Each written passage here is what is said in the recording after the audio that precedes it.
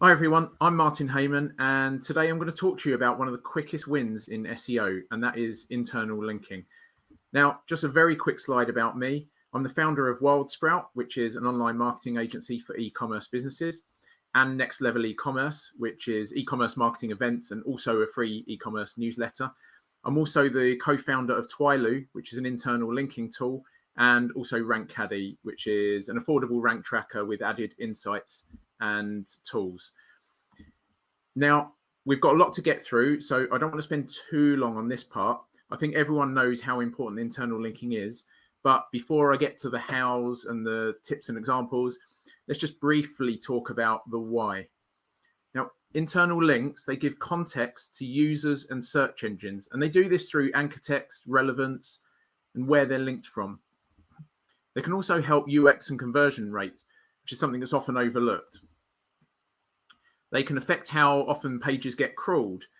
Now, important and valued pages are going to be crawled more often, right? So it's important to bear this in mind. They can signal the importance of individual pages, and this is a big one. They can help prioritize and tell search engines what pages are more important. They pass authority from page to page, and they can determine which pages will benefit from link equity that's provided by backlinks. They can also help resolve cannibalization issues. Now, this is an old example, but I still think it's a very good example and very relevant. This is an old article from eConsultancy, and it's about the Guardian and the Mail trying to rank for the term World Cup. If we look at the Mail's rankings here, we can see the yellow line where individual articles are just bouncing in and out, not ranking very well.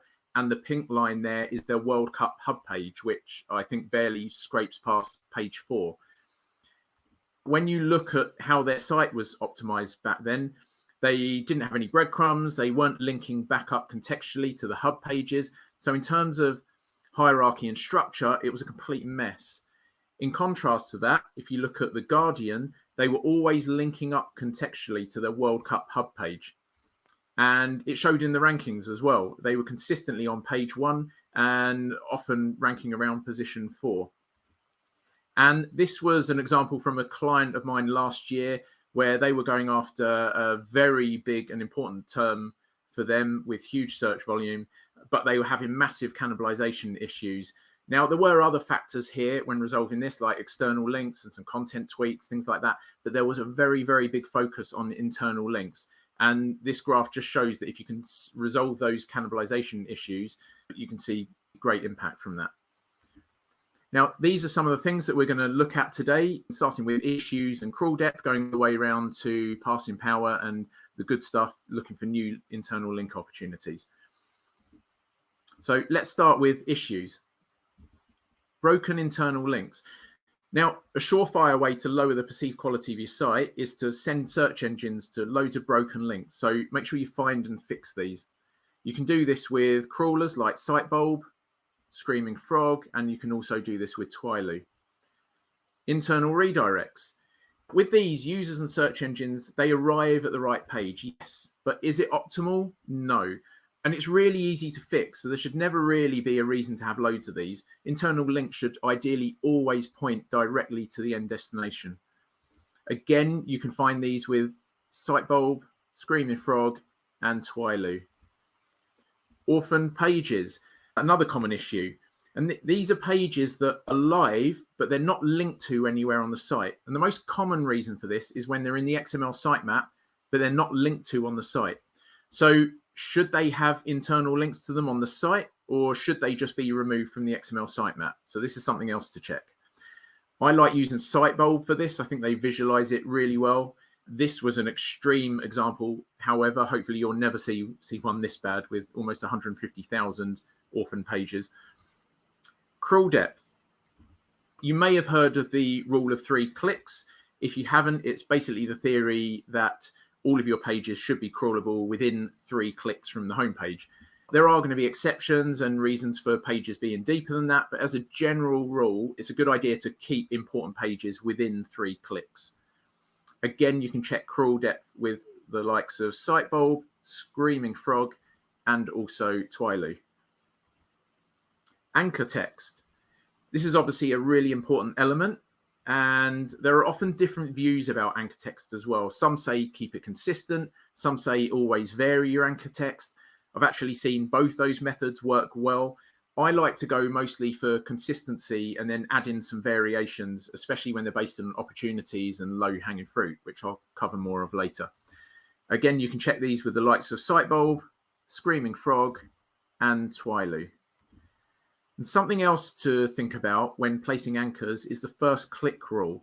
And for those who don't know, this is based on testing that a number of people have done where they found that Google only take into account the first anchor text used when a page is linking to the same page more than once. So this is something else to be aware of. Contextual versus template. This here is an example from Crunch, and these two links here are linking to the same page. So going back to our first click rule, does Google only look at that link in the main nav and then ignore the contextual one? I don't think so. And a few years ago, John from Google did also confirm that Google evaluates links in content differently to templated content. So what I would say about this is don't worry about it too much. If something's important and it deserves to be in the main nav, put it in there. If you're optimizing internal links contextually, just do it as if there's nothing in the main nav and don't think about it too much. Don't overthink it. This was a good little test that was done by Search Pilot a while back.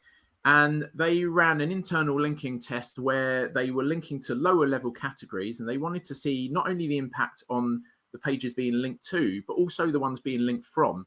So they ran this poll to ask people what they thought would happen to those pages being linked from. And as expected, most people said no detectable impact. This was on Iceland, and these were the links they were adding here. This was the same on mobile.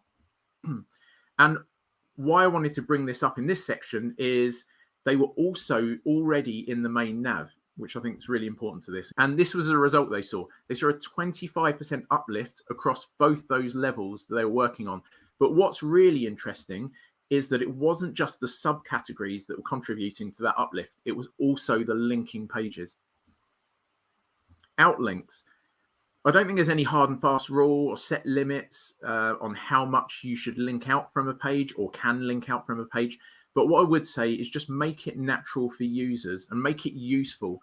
Don't cram 100 links into a 1,000-word post just to get more internal links. Again, you can check this with Sightbulb, Screaming Frog, and Twiloo.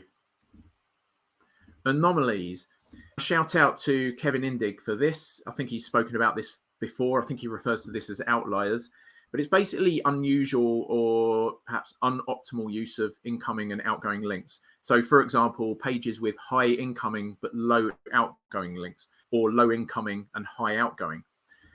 Now you can check these by exporting crawl data into Excel and then filtering the incoming and outgoing links columns. Now, if you're doing this manually, you will have to gauge where to set those filters by looking at the highs, the lows, and the averages, and then make a call on what you feel is too high or too low. This example here was for high incoming, and this example is for low incoming. Now, this is something that's actually been built into Twiloo, and it's all been worked out for you. But whichever tool or method you use, it's then a case of going through that list and seeing if it's a genuine concern or not. So, for example, here, why do these pages have a lot of outgoing links, but they're only being linked to once? Is that okay, or should they be linked to more? So it's something else to look into. Passing power. Now, this is the idea of finding pages with strong backlink profiles and then passing some of that power on via internal links, which is another tactic that can work really well. You can find these opportunities with a backlink tool like Ahrefs or Majestic, and you can also order these in Twiloo as well. It's then a case of sifting through those URLs and looking for suitable relevant pages. And relevance is key here. I'm going to mention the word relevant and relevance quite a lot throughout this talk. Don't be linking from irrelevant pages just because it's a strong page, because you won't see the same results. Right, onto the good stuff, looking for new internal linking opportunities. Now, there's a few key things to think about here. when we're adding internal links, we want to be thinking about the quantity of links to add, the quality, and also, again, key, the relevance. But before we do any of that, it's a good idea to get your house in order. So if you haven't already, get an audit done, look for duplicate content issues, fix broken links and internal redirects, look for any unnecessary overuse of or incorrect use of canonicals, look for orphan pages. If we can sort out all these issues first, you'll be in a much better place when it comes to adding new internal links. Now, we want to look for relevant opportunities. So the first thing we can try is using the site operator within Google. Now, I'm sure everyone probably knows this, but for those who don't, if you do a search in Google for site : and then your domain, you'll get a list of all the pages you have indexed within Google. If you add a keyword to the end of that, in theory, you'll get a list of relevant pages on your site to that keyword. Here's an example where I've used the keyword Labrador. Just a quick word of warning here, though. This method isn't perfect. It is a good starting point, but it isn't perfect. So if we dig in a few pages into Google here, we start to see some results where Labrador is only actually mentioned in the main nav. If we use the in-text operator at the top there, we're still getting the same results. So that doesn't work great either. And here's an example from that page where Labrador is mentioned in the main nav, but it's nowhere else on the page. So it's not perfect, but it is a good way to start if you just want to find some quick internal linking opportunities. Now, when you're using that site command, you also need to think about what terms to use and also what anchor variations to use for those links as well. And this is where Search Console comes in. So if you head over to Search Console and find the page that you want to optimize and dig into that, and then click on over to Queries, this will give you a list of all the search terms driving clicks and impressions to that page. Now, these could be anchor text opportunities, but another tip here is to look for low-hanging fruit using a filter on positions. And you could potentially help those rankings by using those as anchors as well. Now, this has all been built into this page on Twilio. So, for example, if we click on View Opportunities in the bottom right there, Twilio would take the top Search Console terms and it will look for them around the rest of the site. If it finds mentions of those terms, but those pages aren't already linking to the page, then it will list them as opportunities. And you can see in the top right there, you've got the option to add manual terms as well. So if we click View Opportunities on there, you'll see, for example, there's 30 pages mentioning mugs, but they're not currently linking to the mugs page. So if we click into that, then you can see the context around that as well. So taking that first one as an example where it says our dog mugs, that should clearly be linking to the dog's mugs page, but currently doesn't. So that can then be added as a task. Now, to give you some food for thought, let's look at some examples of internal links in practice. So this is one from Wayfair, where they're using related searches at the bottom of their categories, again, linking to relevant categories. This is an example we saw earlier from Argos, where they've got a big block of text at the bottom of their category pages. And if we zoom into that, you'll see they're then linking off to relevant categories. And they're sometimes also linking to informational content, again, relevant informational content as well.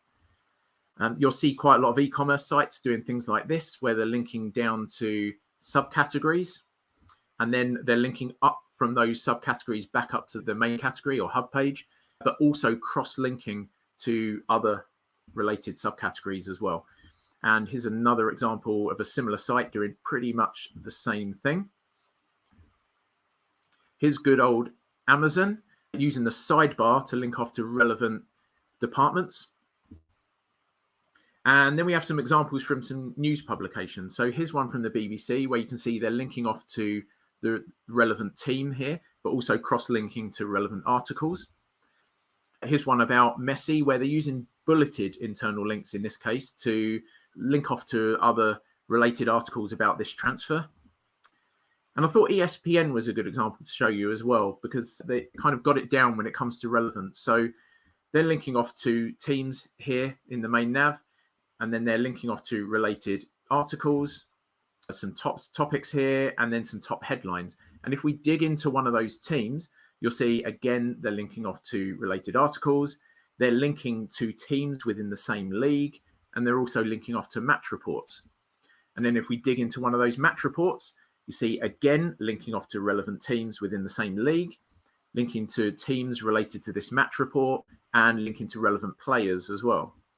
And if we dig into one of those players, you can see they're linking to relevant players within the same team, relevant teams that are mentioned, and also related articles to do with that player. And there's also some sub-menus that talk about other things related to that player as well. And then if we just look at a regular news article, again, they're talking about relevant teams and then linking to those, and also the same with relevant players. So running low on time here, so let's just finish with some reminders and tips. Look for issues and fix them, obviously. Check your crawl depth, especially for important pages. Check your anchor text and look for opportunities to improve or vary these. Check contextual versus template. And remember, don't just rely on your main nav for internal linking. Check your outlinks and look for anomalies. Link from powerful pages, but again, I'll say it again, make sure they're relevant. And then I'm going to finish with a big tip here. That is, every time you're adding new content, look for internal pages to link to, and also look for old content to link from. Now, I know I had to fly through some of those slides pretty quickly, so if you do want to see those again, you can find them here. I've tried to make that as easy as possible. I'll just leave that there for a second. And you can contact me on Twitter. My DMs are open. You can also find me on Instagram. My email's there as well. If you ever have any questions, I'm happy to answer them. Please feel free to get in touch. And thank you very much for listening. Thank you.